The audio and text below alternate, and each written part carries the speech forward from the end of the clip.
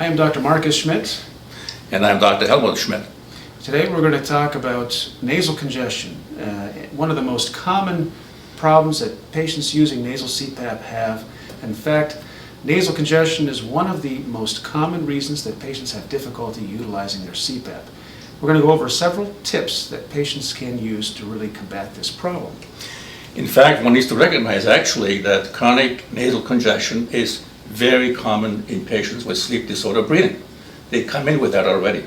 So this is something that needs to be addressed right off the bat. And some of those patients may actually do better with CPAP once they get on CPAP with their nasal congestion. Exactly. I find that the vast majority of patients, if humidification is used properly, and often it is not, they can do very well with the nasal problems, with no nasal congestion, and don't have to run to the ear, nose, and throat specialist right away. Wait until the CPAP is adjusted properly and you got the proper humidification and how to use that. I think that's the first point, is really maximizing the humidification. I tell my patients to utilize the humidifier and to know how to change the humidification setting. A lot of patients have absolutely no idea how to do that. They get the CPAP from the home care company and no one's really gone over that with them. And it's very important that the patient is taught how to recognize that, how to change it, how to adjust it, summer versus winter. It's not unusual at all that I find that patients who develop a bad cold, they actually stop using CPAP. And they may in fact be told by their home care company not to use CPAP when they get bad cold. That's the wrong advice. What you need actually is more external moisture to eliminate the production of the internal moisture that makes the congestion a lot worse for you. I think 4 times a year is what I tell my patients that they really should be looking at changing their humidification setting. Highest in the winter, lowest in the summer, and somewhere in between for spring and fall. Some patients have problems with the humidifier when they try to go up on that humidification setting, that in the winter they get a lot of condensation in the hose, and you may get some gurgling noises, etc. That's often mistaken for snoring or other kinds of difficulty with breathing, when in fact it is not. It can sound sometimes a little similar. Now, if that happens, what I recommend for patients is to pass the hose underneath the covers. The covers help keep the hose warm and minimize that condensation.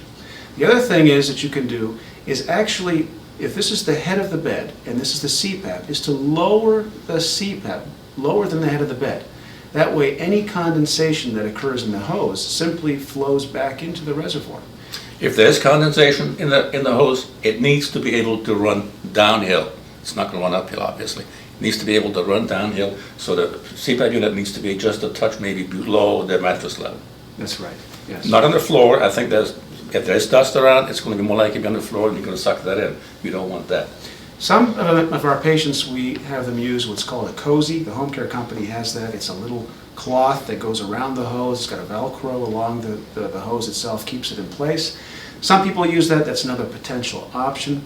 And finally, if nasal congestion, in spite of all these interventions, still continues to be a problem, some patients may need to get a nasal spray, such as a steroidal nasal spray.